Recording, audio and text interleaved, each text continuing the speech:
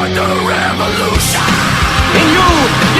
people have the power to create machines, the power to create happiness. You the people have the power to make this life free and beautiful, to make this life a wonderful adventure. Then in the name of democracy, let us use that power. Let us all unite. Let us fight for a new world, a decent world. If you can keep it. The responsibility of a country is not in the hands of a privileged few. We are strong and we are free from tyranny as long as each one of us remembers his or her duty as a citizen.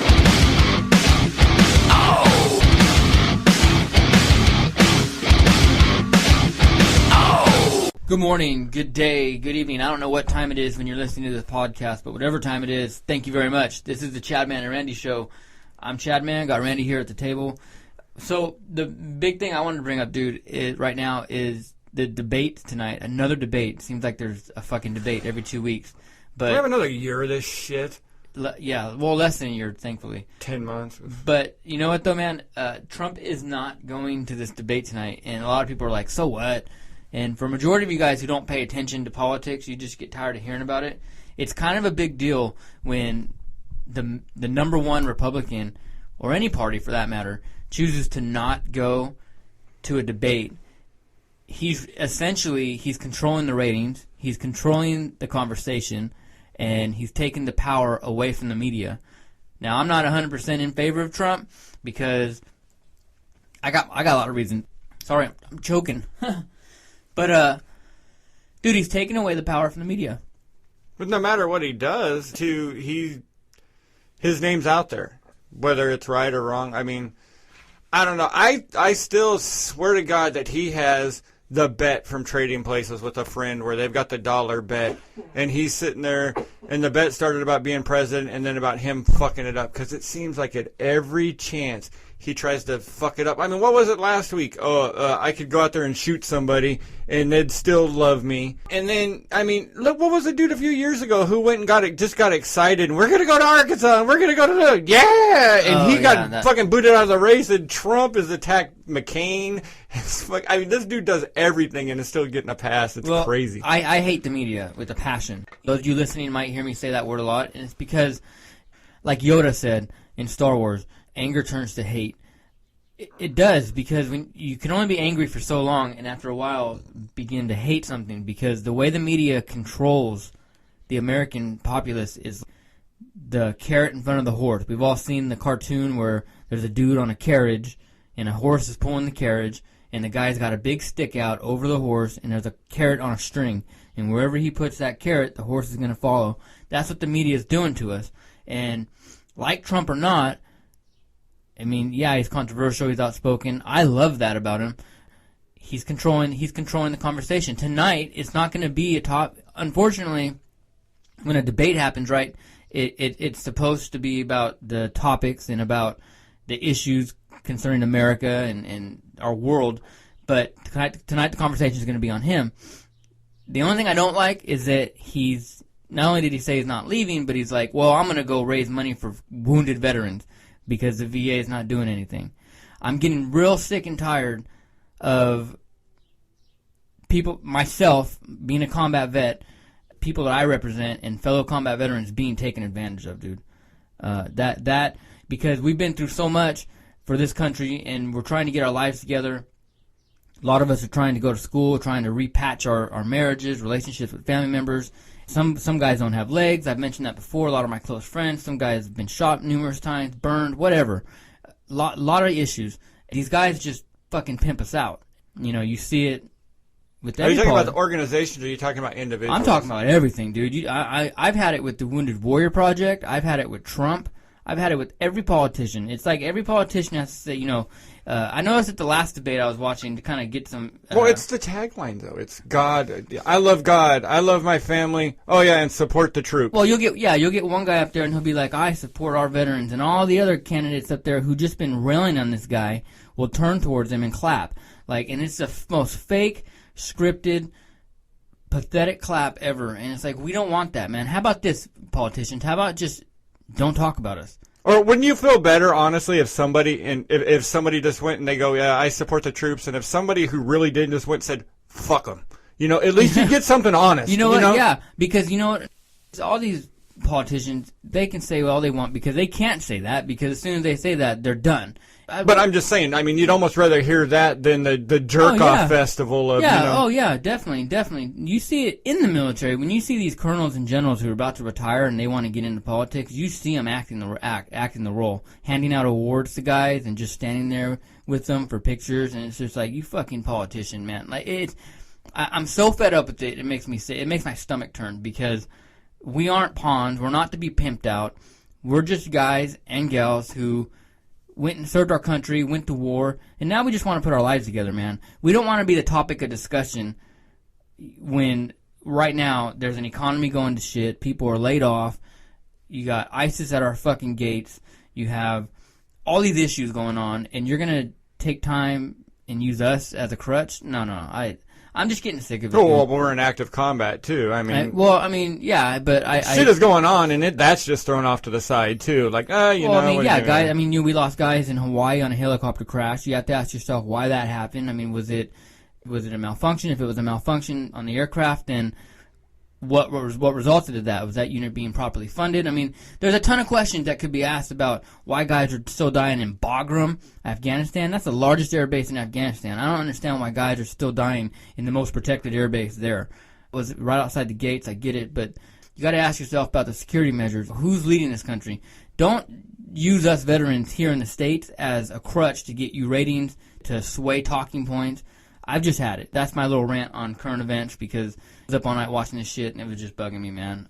I've had a fucked up week just in general because of my own issues due to traumatic brain injury. It's been a long week for me, and it's just like right when I'm starting to feel better, I got to see this shit, and it's getting old. Well, when they're running for office, isn't it always we support the troops, but as soon as they're in, they're a lame duck or whatever. Usually it seems like, and they need an extra dollar to fund something else. We're going to cut back the military. We're going to cut funding from the military. We're going to close down Air Force bases. Yeah, I mean, they love the troops and all this, and take this current knucklehead in office. His wife was going to get real close to military wives and military spouses. That hasn't happened. And what's really happened is that there's been 2 or 3 instances while this dipshit's been in office that we were faced with pay issues. When the government was going to shut down a couple times in the past 8 years, who was going to lose pay? It was threatened that we were going to lose pay. Now, if anybody else out there were told, hey, there's been a shutdown in our industry or in our job site, we don't want you to leave. You can't leave. You still have to come into work, but we're just not going to pay you. Nobody would do that. I mean, even if being laid off is one thing, but I mean, that's different. We were briefed by our commanders, hey, look, if the government shuts down, no one's getting paid. Okay, what about our bills? What about this? What about that? But you'll still be considered AWOL if you don't come into work when you're not. Yeah, exactly, and it's just, when we're in, we get used as pawns, and when we're out, now we're being used as crutches, and for these fucking politicians, and I just get sick of it. And then you hear about Wounded Warrior Project, the most fucked up veteran organization out there. I've been saying it for years. All of us veterans out there know it.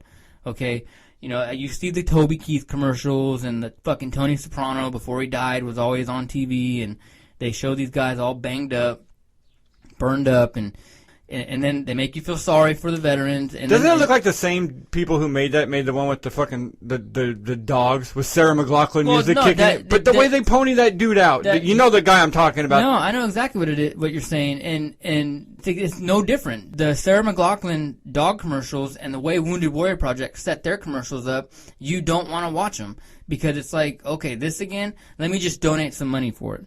And they get all this money, and they wait, I think, only 50 to 60% of their money, and you're talking hundreds of millions of dollars, go to veterans. The rest of it goes to extravagant parties, big fucking excursions for the employees, alcohol. Dude, I'm willing to doubt that even 60% goes there. You look at the Red Cross numbers, shit, that was like, what, 2%, 10%? I mean, that was just shit. It's just garbage, and you just look at how we're being used right now, and the bottom line is we don't care to be used we don't want to be the topic of discussion in presidential debates. To be honest with you, there's enough out there right now with veteran-ran organizations and other places that we don't need Wounded Warrior Project to be the poster child of how to take care of veterans. It makes me sick, dude. That's just kind of my rant. I had to get that off my shoulders.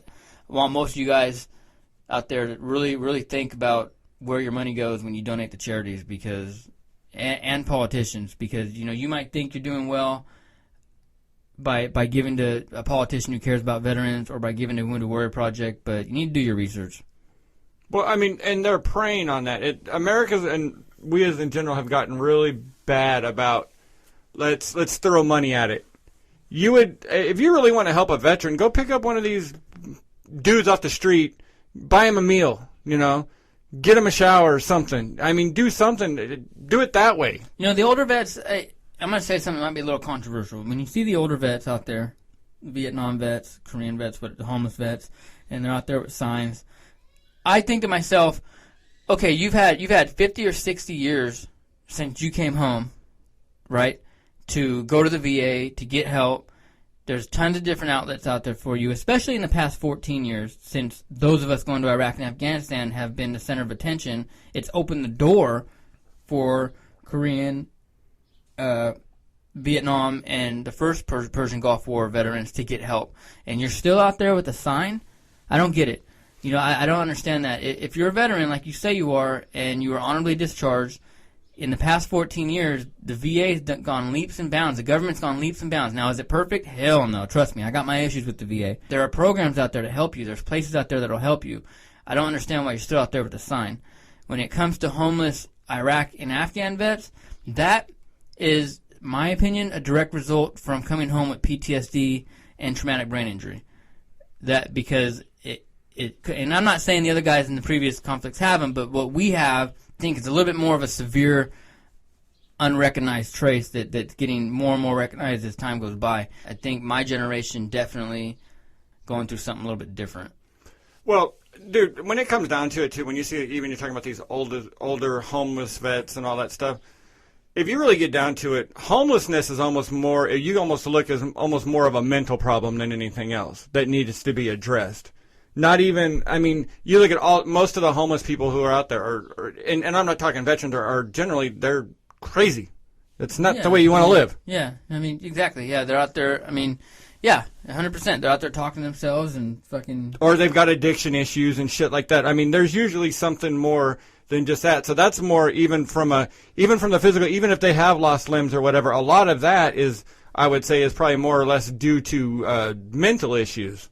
Yep. That need to be taken care of. And when it comes to mental issues and when it comes to, I think that's where we're going to focus our conversation on today's episode is mental issues and traumatic brain injury and PTSD.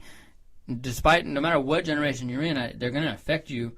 I just think that currently, with the amount of IEDs we came in contact with, the counter IED measures that our vehicles employed, like the Duke systems, different systems like that were meant to deflect radio signals from blasting off IEDs.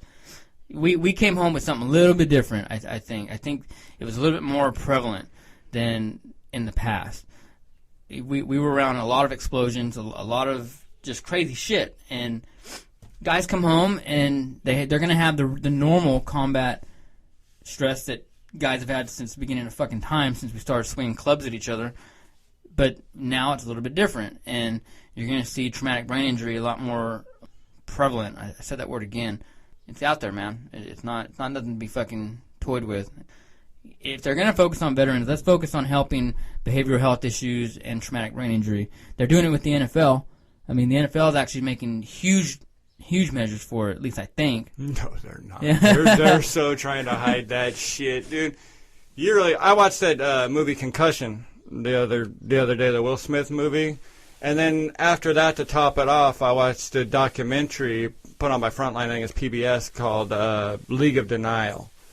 Now, if you want to talk about some shady shit, and if you also want to put on the fact that movie got released right when Star Wars came out. The same weekend, right? Yeah. Yeah.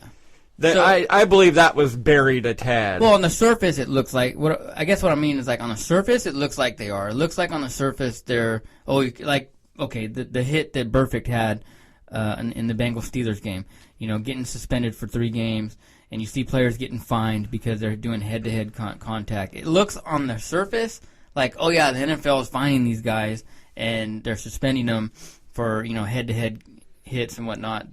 And they made advancements in helmets, I know. But what is it? Because I haven't watched that movie. Okay. And it comes out even more from the movie. I can't, because I went kind of late night with both of them and watched them both back to back, so I'm kind of getting facts between the two of them a little bit mixed up. But the center for the Steelers, shit, I can't think of his name. The first guy who really got known for it, he ended up having a bunch of problems. Everybody knew he was losing it. He ends up basically killing himself, or he didn't. They're not sure. Heart attack, but brain trauma. They go through it. They find, all these other issues, and then a bunch of other guys start dropping. But he had sued him before, and the NFL had written in a document that they had decided that this could cause brain trauma. But then later on, as it started coming up, before this settlement that they had, they were playing pretty ignorant to the fact that they knew anything. And if you guys really want to know why Roger Goodell, everybody's wondered why Goodell has this power that he has over the league and why they kiss his ass and pretty much let him get away with everything. Roger Goodell's the commissioner of the NFL, in case you don't know. He's the one who basically made all that shit happen. In that deal that they signed, I forgot the hundreds of millions of dollars that they gave it to the Players Association, there was a thing in there. They never had to disclose when and how much they knew about brain trauma before this. Really? Yeah. That got thrown under. And it was showing, the symptoms of it, violence, drug addiction, drug issues, all this stuff. Multiple concussions, man. And that's what they're suffering from, right? And multiple concussions lead to other issues. Possible suicide, effects of Parkinson's, and its symptoms that can begin even decades after, the last. So this is something that I know a lot about. I got 4 concussions from my deployments. One rollover I had a full 50 cal ammo can that wasn't tied down, slammed me in the face, knocked me out. I had contact with 2 IEDs in my vehicles and around my vehicles, and then an RPG. My last deployment was especially. We were just around. We had a lot of IEDs that we call on EOD and that we had to get taken care of. So there's a lot of explosions during my entire career that I was around. A lot of head traumas. I didn't even know I had my concussions because of the way that I was. I don't want to say the lackadaisical. Is that the word? Lackadaisical. What's that word I'm looking for? The way that it was so lax about looking after it. I mean, when you see double and it's crystal clear and it's not blurred, something's wrong. But hey, drive on, an hour later you're good, drive on. I didn't even know I had my concussions until I got back and started getting treated for TBI and going over incidents. It became obvious. Concussions will fuck your world up. I mean, you saw a couple days ago when we tried recording. All those symptoms you just mentioned, I've suffered from. Now, as far as Parkinson's disease, I pray that some shit don't go like that. But I was discharged in 2014 for traumatic brain injury and PTSD. So, yeah, anxiety, depression. I attempted suicide in 2013 before I got out. So, yeah, I know all about that, man. And that's something I take kind of personal because it affects my life on a daily basis. I have my good days and I have my bad days. As far as the NFL and what they're doing about it, seems to me that it's like the money, let's just pay these dudes, and then when they retire, let's just leave it. I don't know if they have any kind of insurance or any kind of post-playing measures. Did they mention anything like that? They have insurance, I believe, that's set up for the rest of the time. One of the things that was kind of like, in his fam, I guess, is a little pissed. Do you remember Dave Duerson? No. I believe he was a safety, played for the 85 Bears. He was a hitter and all this. He was one of the guys who was, like, working for the league at the time and was telling all these guys, Andre Waters Andre Waters that he was full of shit, grow up, these concussions is bullshit. Well, if you look, a few years ago, Dave Duerson started suffering the issues and he killed himself. Oh, really? Yeah, after giving all these players shit and saying, no. Who was the guy from the Chargers a couple years ago? Seau. Junior Seau, one of the greatest he was a linebacker, right? Yeah. One of the greatest linebackers in the game. He committed suicide, and I think in his note said that he wanted his brain. Didn't a couple of these guys say they wanted their brains left for study? Documentary that I saw, at that time, 46 players had given their brains to science.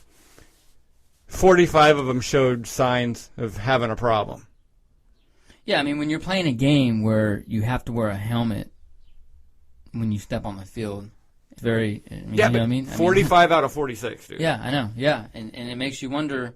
Makes you wonder what the NFL stance really is on it. I mean, the NFL is a business. They're out to make money. That first and foremost, the NFL is a business. The NFL is not there to better players' lives. They have all their programs that they do, like the NFL get out and play. What's that program they do for kids? Well, there was a part where they showed it, and they said one of the and you don't know because this is part of the movie, and it's a story. But they said that we have to basically get on top of this. Because if we start getting young mothers going, well, I'm not letting my child play football. Then it's over. And you do have that. So I have family members who, in discussion, we've talked about, nieces and nephews playing sports and cousins and whatnot and friends even, and we've had family member and friends that have come out and said, we're not gonna let so and so play football. Do you think they could kind of divide? I mean, work on some kind of like airbag type helmet, something. I don't know, some kind of gel helmet. I thought these new ones were designed to be. I mean, they're not what the helmets were 10 years ago. I'm not an expert on football helmets, but what I can relate is that our helmets in the military changed.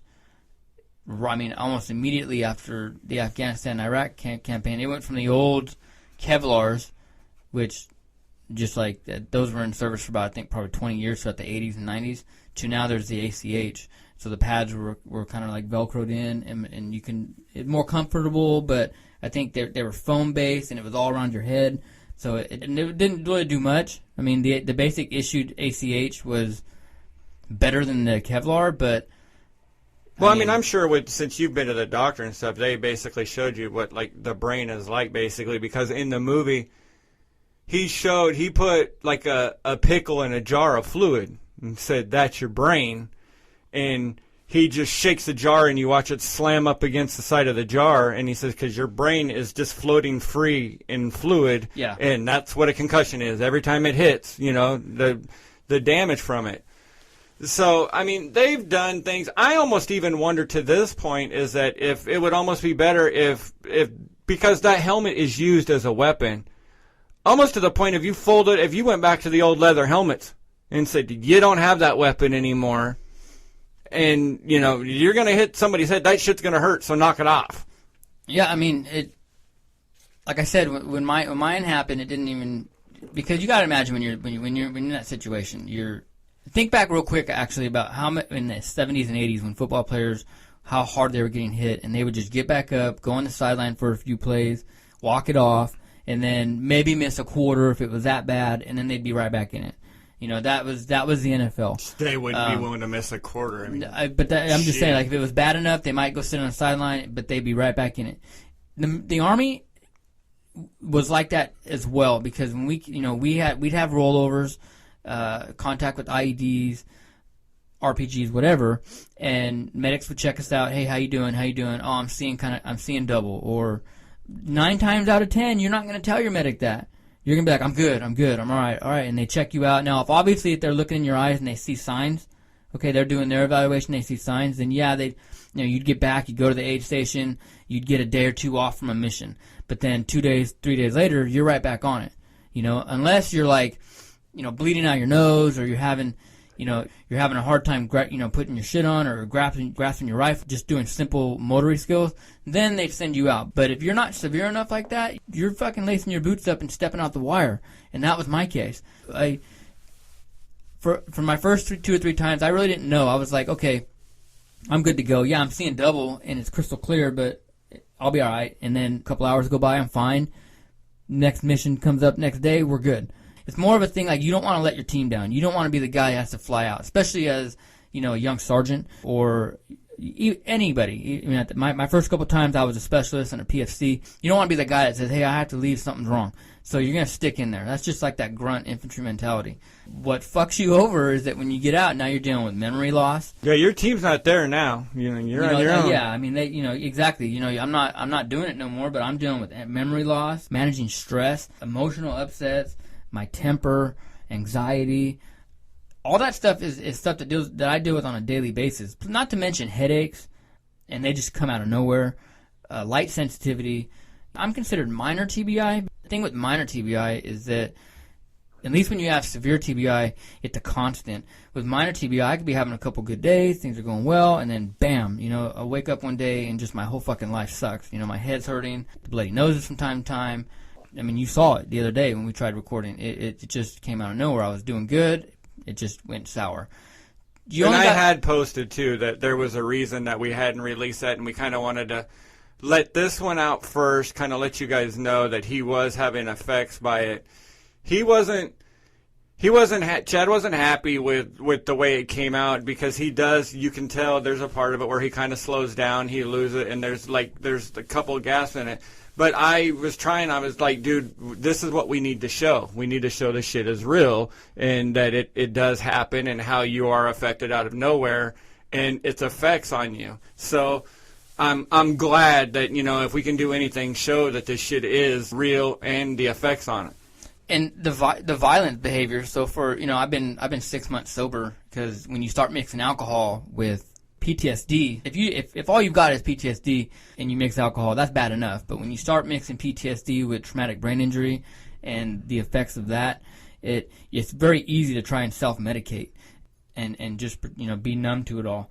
That is actually the worst thing you can do, because now you're adding another symptom. And so when you combine memory loss with blacking out because you're drinking, and anxiety and temper flares and aggression, now you're starting to burn bridges around everybody around you. And I could see why some of these NFL players, and I'm not giving sympathy to some of the bad things they've done, and even some of these wrestlers, these professional wrestlers, they say wrestling's fake. It is scripted. It is actually an act. But these guys are still banging their heads around left and right.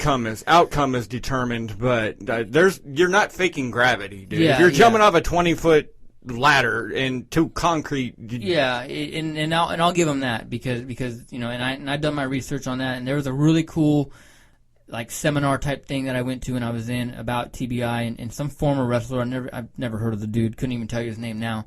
But he showed us legit pictures of his injuries. Well, one of the guys from the Brain Center that the NFL, the one where they're turning all the brains, is Chris Nowinski. He was a wrestler in the WWE for a little bit, and he got out because the guy had a PhD and shit. The guy is literally. But he's wrestling? No, he was wrestling. Oh, okay.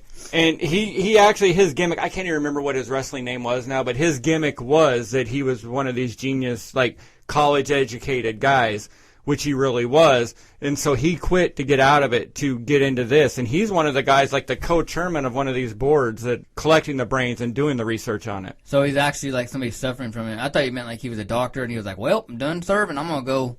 No, it wasn't Isaac Yankem really became, a dentist.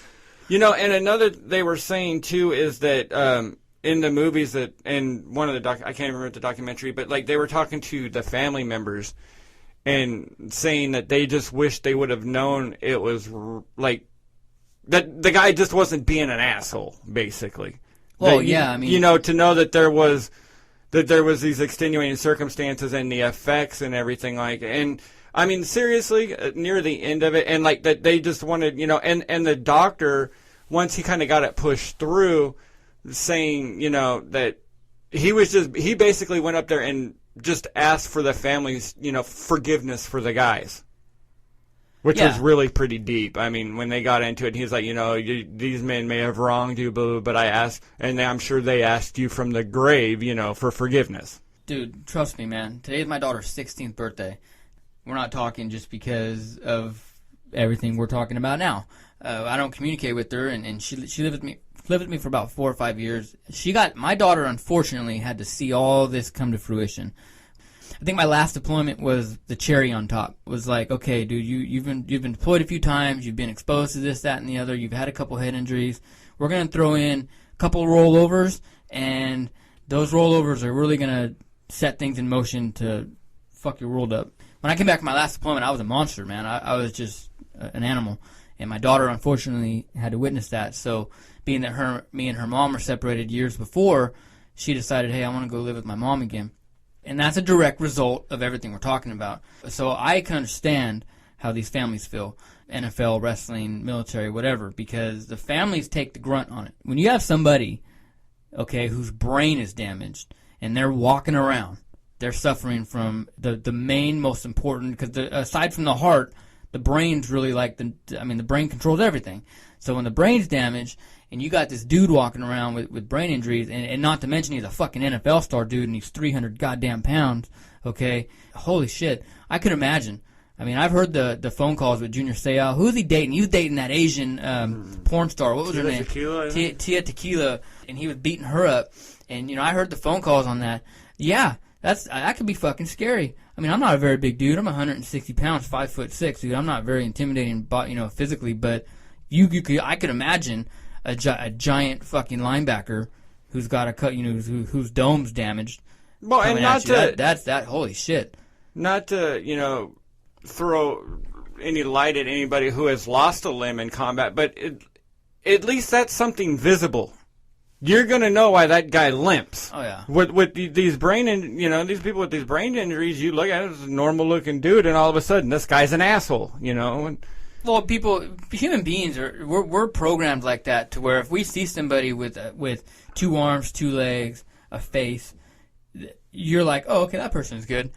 I think that was the problem with World War II, is that when these guys came back, when they had shell shock, and they had shell shock. I mean, it's been called things. PTSD and TBI, they've both been called things throughout the ages, and shell shock, the shakes, soldier's heart, whatever. I can go on and on about that, but when they came back, it was like, oh, Marty's been in Europe for 2 years, and he's back, and all, he's good, and it was like, rebuild America, greatest generation, move on.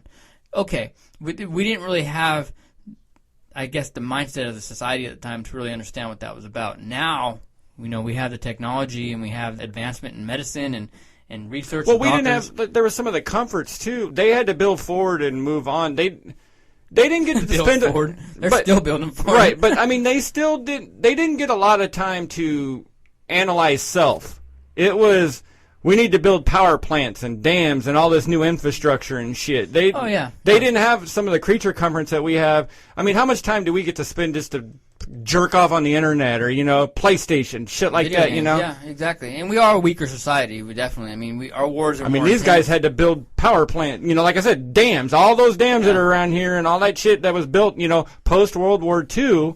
These guys, they got off the war. I mean, the good thing is, at least a lot of them came home and were able jobs right away. I mean, we're definitely a weaker society right now, man. I take my hat off to them dudes. They are, in my opinion, the greatest generation. I think our generation's great in a lot of ways, but I don't know. It sucks, man, because I've been thinking the past couple of days, because we were talking about this show a couple of days ago and what we're going to talk about. I couldn't imagine, dude, being a big-ass football player with all that money.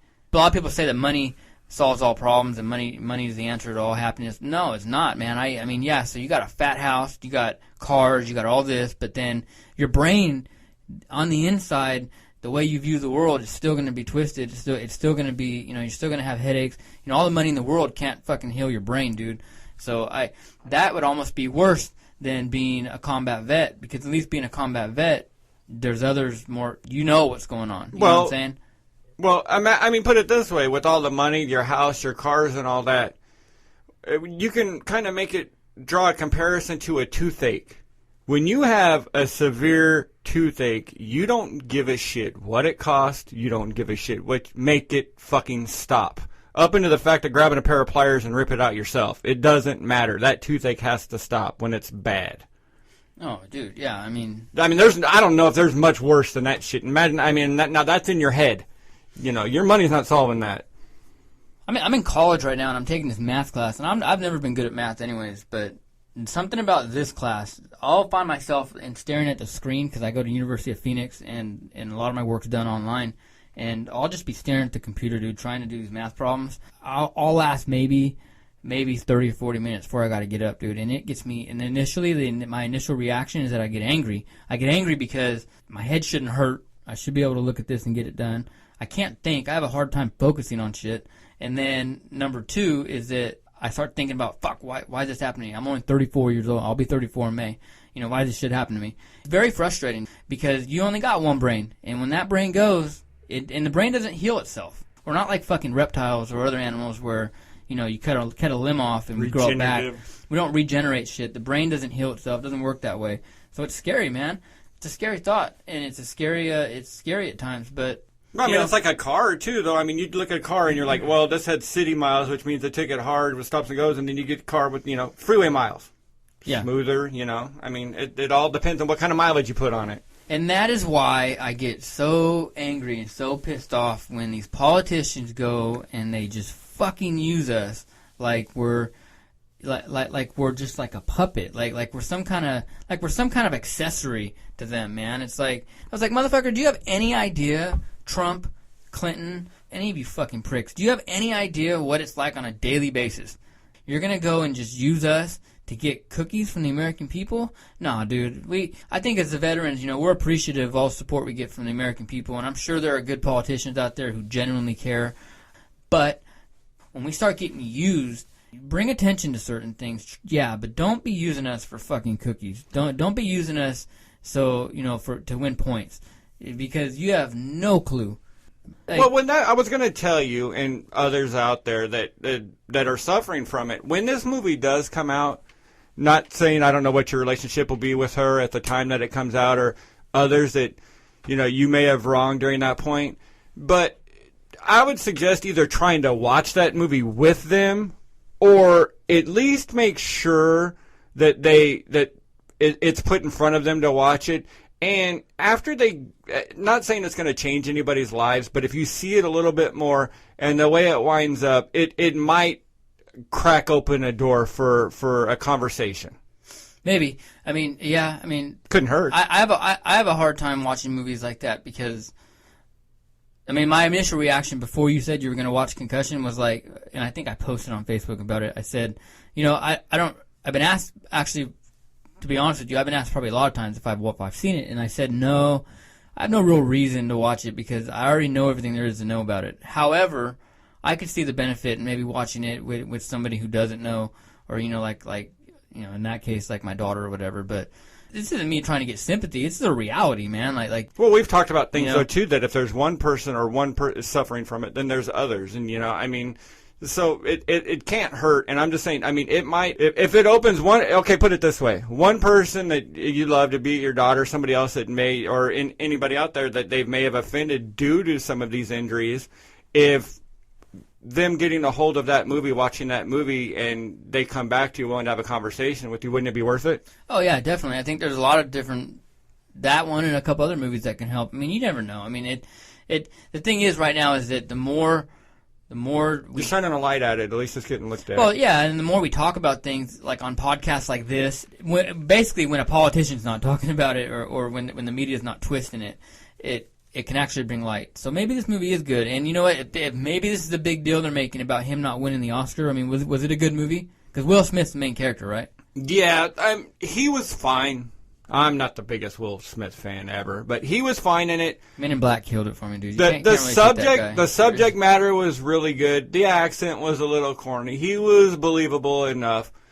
And you also wonder, I mean, with the movie based on a true story, where it's coming from, because I kind of wondered, they kind of add on to a mafia aspect of the NFL, like where maybe this chick that he's involved with, they're kind of like maybe following her in a car and she had a miscarriage. It's kind of like, could it have been involved? Something like. I wouldn't doubt it. Dude, I wouldn't either. I really wouldn't either with that amount of money involved.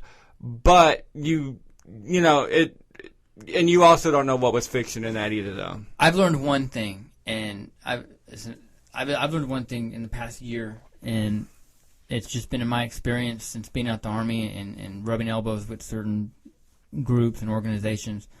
The more money you have, not so much the more power you have, but the more influence you get. And we think of crime and mafias and gangs as like, Bloods and Crips, Hell's Angels and Mongols. We just had those fucking knuckleheads fist fight out here in Bakersfield. I think it made national news.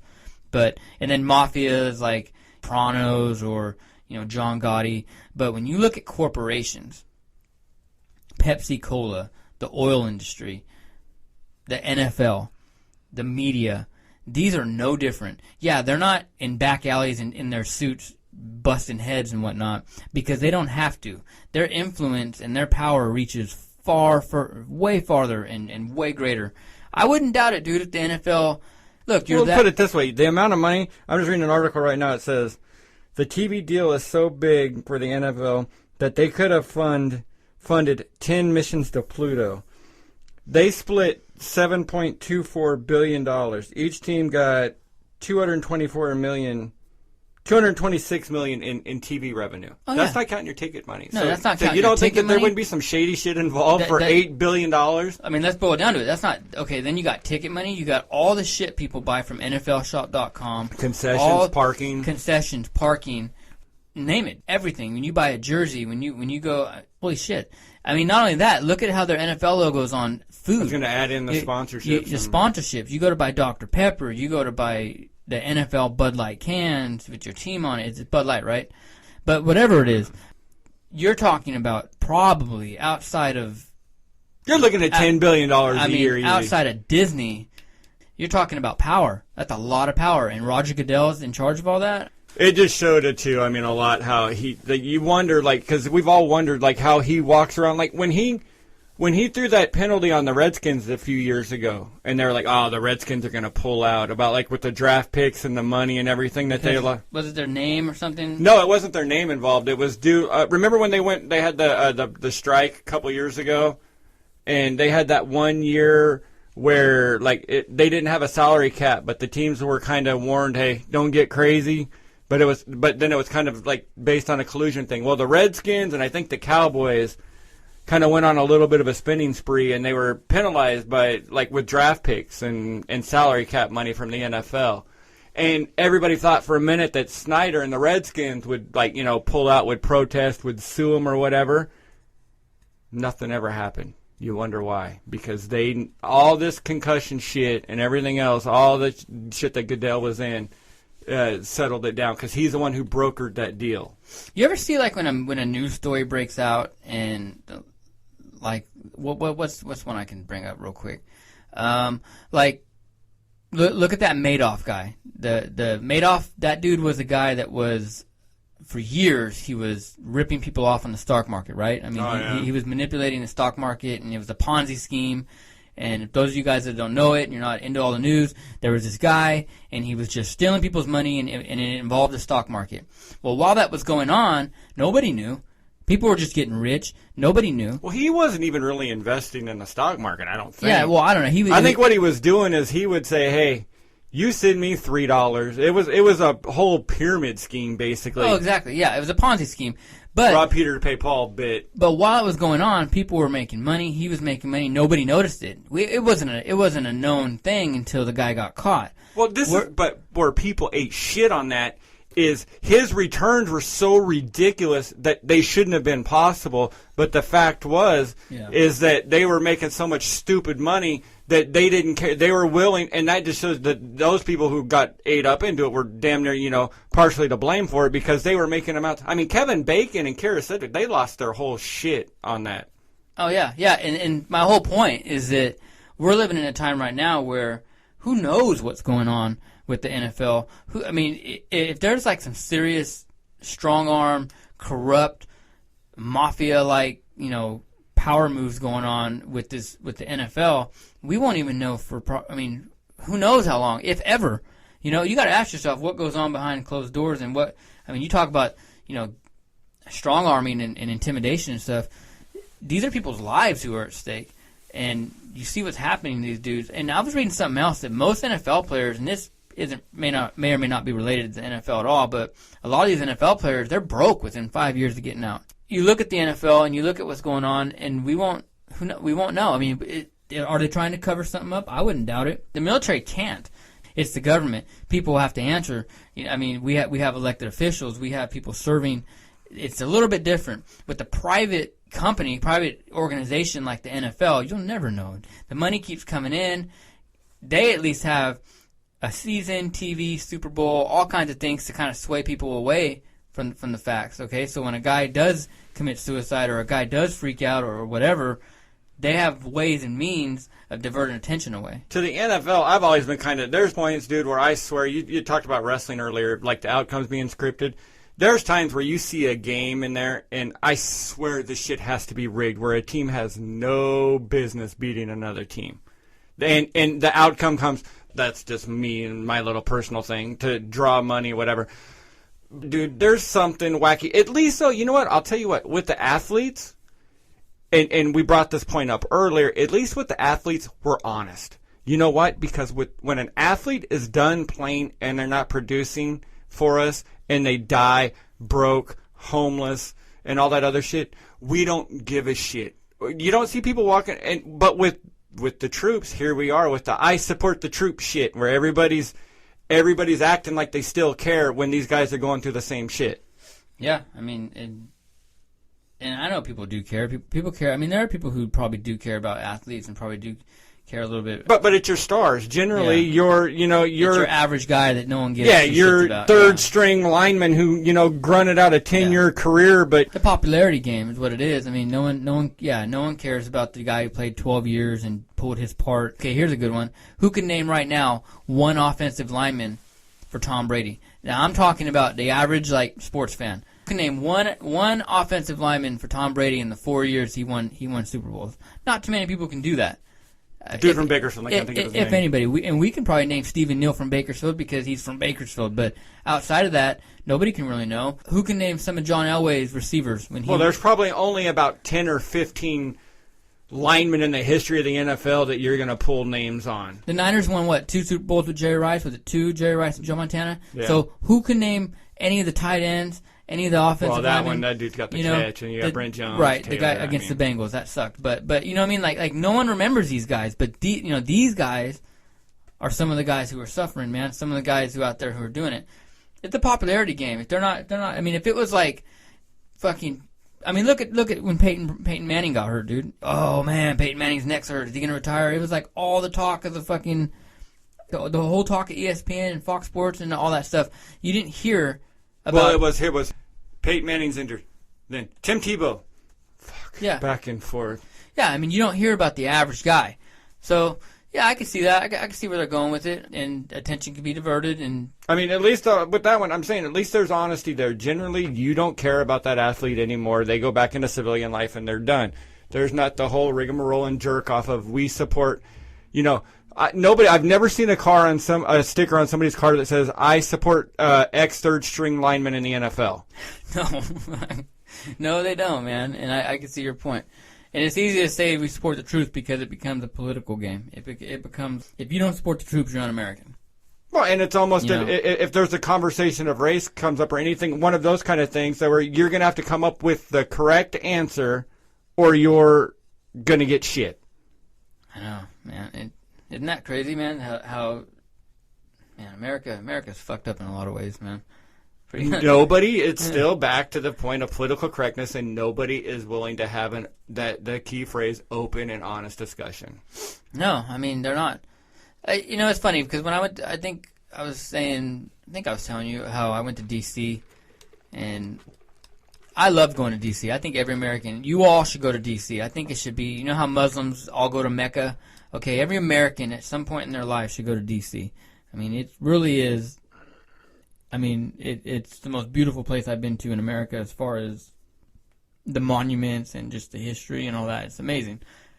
But there's such a level of fakeness walking around, dude. When you meet some of these congressmen and they come and they shake your hand, it's like it's so fucking fake, man. And how some people don't see it, how some people don't see through it, is beyond me. I think it's just they want to look at these politicians and they want to look at these people in government like they're just so honest and they're so for us and they got our best interests at heart.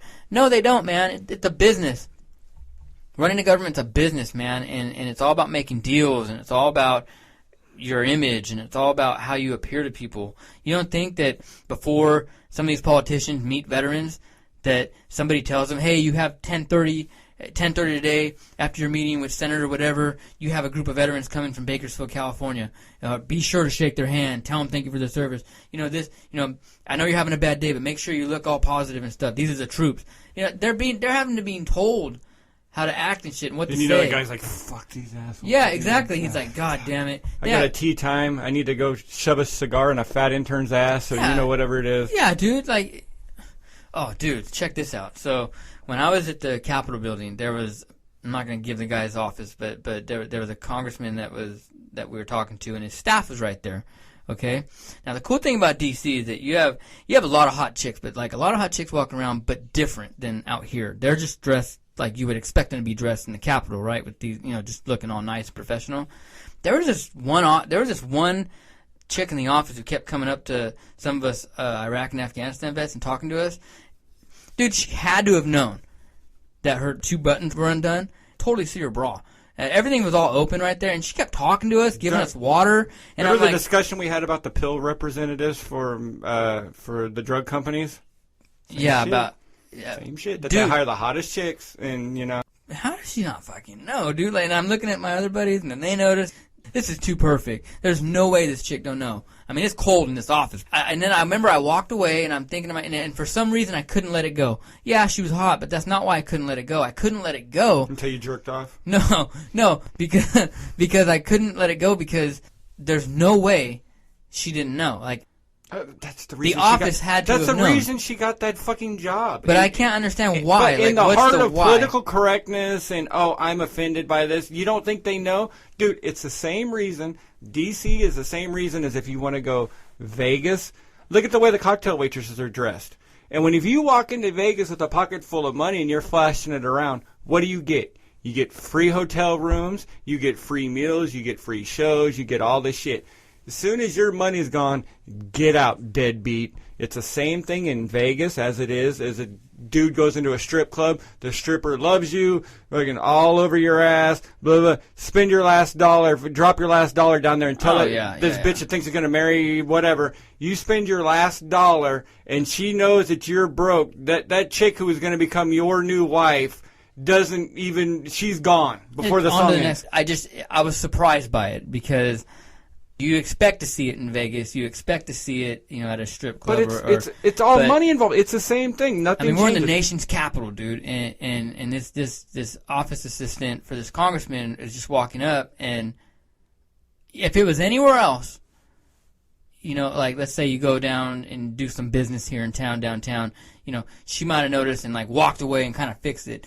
You're talking a good hour. After a while, it was like, okay, she ain't changing it. Like she knows, she has to know. And so like, other dudes in my groups are, they had to have seen. I mean, these older guys I don't know. It was she's willing. There's 2 reasons she got the job. She's willing to flaunt it, and that congressman beat it up at least once.